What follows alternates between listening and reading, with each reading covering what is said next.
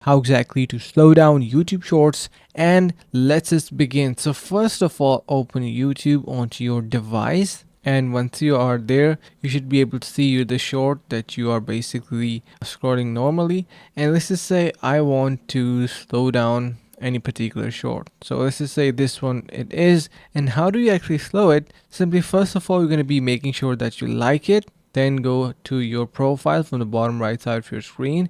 Once you're there, you can see we have our playlist section. So you can see we have our videos, and on top we have this playlist option. Head over to the liked videos, and the first one is the one which you recently watched. Head over to the setting icon on the top right side of your screen, and then you have this option of playback speed. Simply slow it down. Let's just say we're going to be slowing down to 0.25, and now if you play it, you can see the short is actually now slowed down. So that's how easy it is to slow down your YouTube short.